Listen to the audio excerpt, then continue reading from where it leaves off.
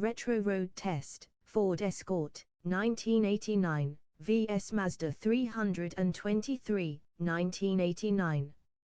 Picture it, the late 1980s, acid wash jeans still clinging on, Walkmans clipped to belts, and British roads populated by sensible hatchbacks that promised to get you to the supermarket, school run and the seaside without embarrassing drama, most of the time. Two of the stalwarts in the small family forward/hatchback class were the Ford Escort and the Mazda 323, badged 323 in many export markets, familiar in Japan. They were neither exotic nor particularly glamorous, but they were practical, affordable, and, let's be honest, solid enough that you could trust them for the long haul if you were sensible about servicing and tire pressures. This road test looks back at the 1989 specifications and driving characteristics of both cars in UK trim, how they felt, how they moved, how they smelled after a long motorway run, and which one you'd rather take home when your daughter insists she needs a proper car for sixth form. I'll cover design, engine lineups, performance, handling, interior comfort, practicality, running costs and ownership realities, and then give a verdict. Where relevant, I'll reference contemporary figures and published specs. Wikipedia +1. Brief model background. Who are these chaps? Ford Escort, Europe, Mk4, mid-forward/late 80s. The Escort had been a cornerstone of Ford's European lineup for decades, and by 1989 the Escort range, the fourth-generation Escort in continental terms, produced during the mid-late 1980s, offered a variety of trim levels, from workaday entry models to more comfortable GL forward/gear and sportier variants.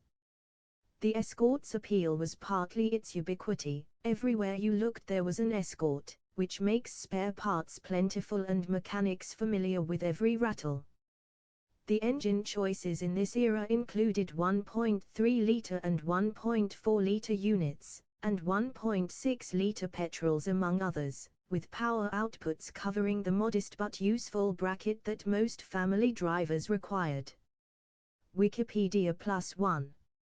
Mazda 323, BG Series, 1985-1994 generation in many markets. Mazda's 323 of the late 1980s was a neatly engineered compact that often felt a touch more finished and slightly more upmarket than its price might suggest. Engine choices ranged from 1.3 to 1.8 liters across global markets, including fuel-injected and multivalve variants.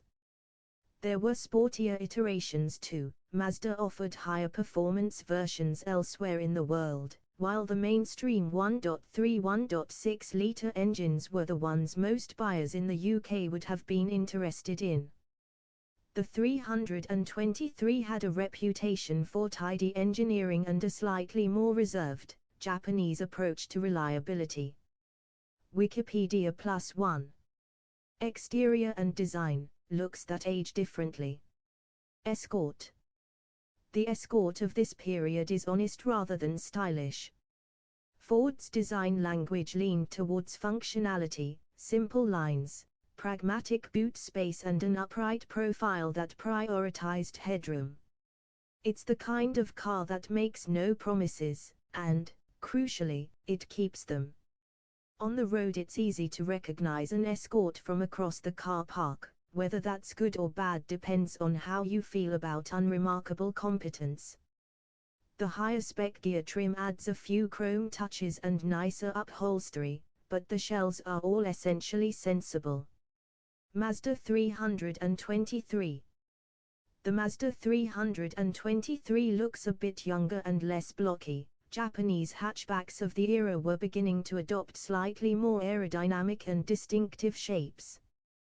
The 323's curves and proportions lend it a tidier silhouette.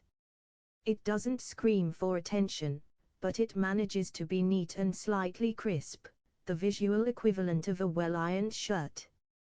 On higher trims you get a hint of sportiness in the detail, which helps the 323 age a little more gracefully than the Escort in the aesthetics department. Winner, appearance Mazda 323 for being a touch smarter and less workmanlike.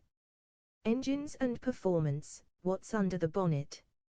Important, the figures below reflect typical 1989 specifications offered across the respective ranges. Actual output and equipment depend on exact trim and market. I've used published contemporary specification lists where possible. Wikipedia +1. Ford Escort, typical UK engine options, 1989. 1.3 litre, 1297 cc, small, economical, around 59 bhp, 44 kilowatts, depending on exact tune. Good for town work and very economical cruising if you're light-footed. Wikipedia. 1.4 litre, 1392 cc, CVH engine variants produced roughly 70-75 bhp depending on carburation or injection, a useful step up for those who regularly do A roads. Wikipedia. 1.6 litre, 1597 cc, around 85-90 bhp in most UK specs. This is the one that makes motorway overtakes feasible without excessive drama.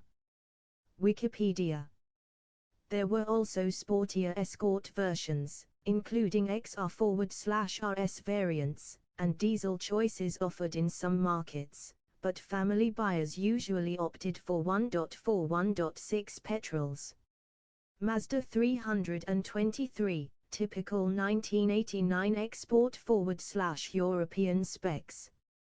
1.3 litre, 1323 cc, roughly mid-60 bhp in net ratings, polite, frugal and perfectly adequate for local driving. Wikipedia +1.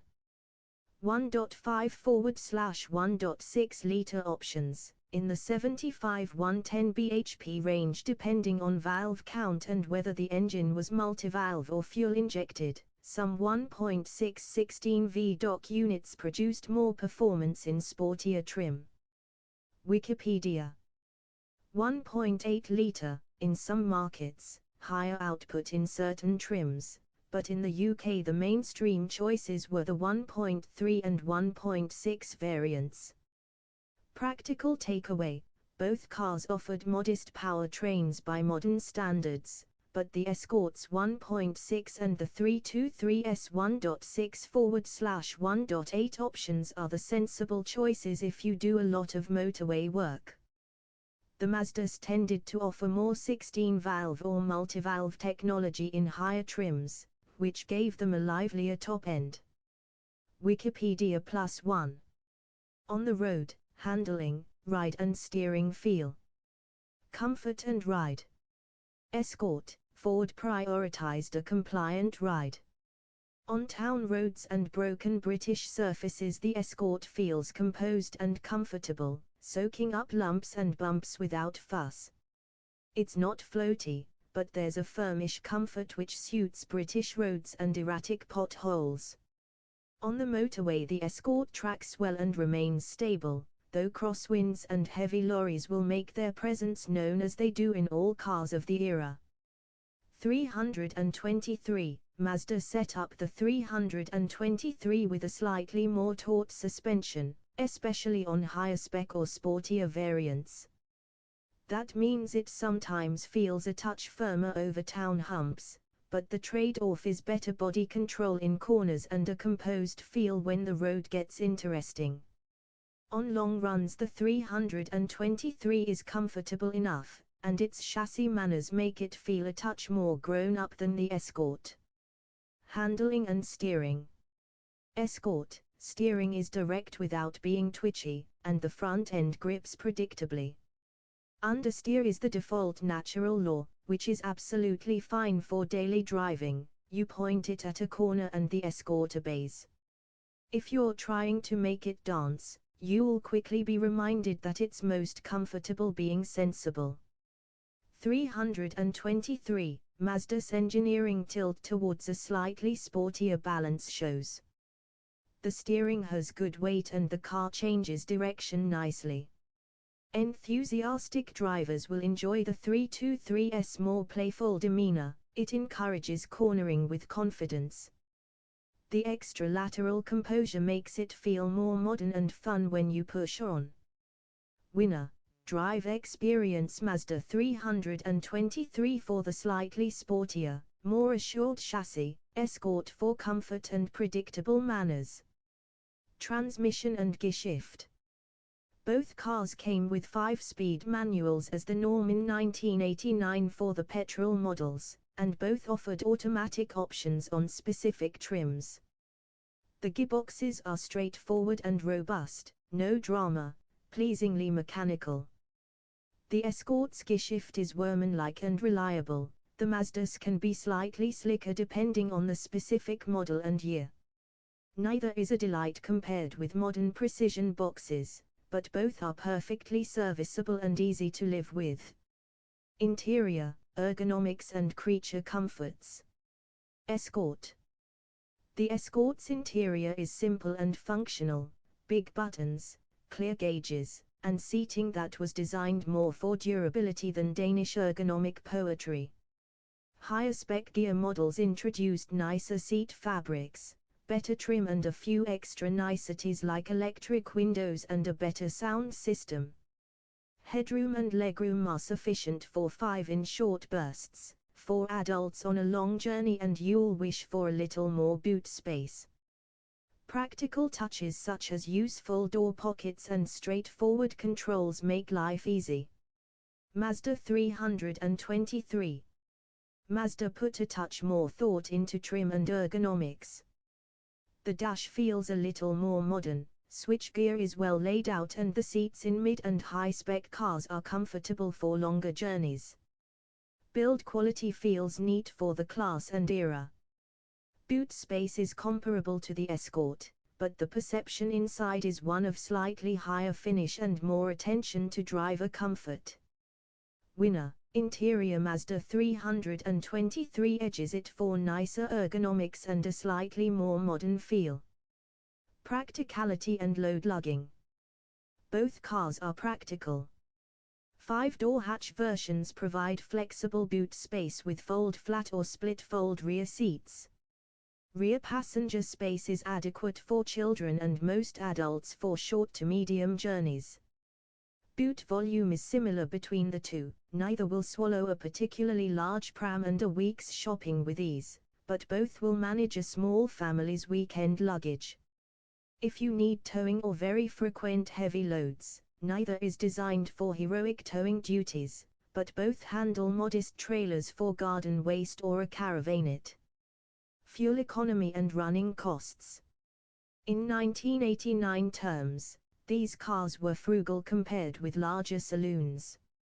Expect mid-30s miles per gallon Imperial, for real-world mixed driving on 1.3-1.6 petrols, with the lighter engines and lighter feet returning better figures. The Escort's smaller 1.3 and 1.4 engines will yield the best economy for town drivers. The Mazda's newer multivalve or fuel-injected engines could offer similar or slightly better fuel economy at a similar performance level.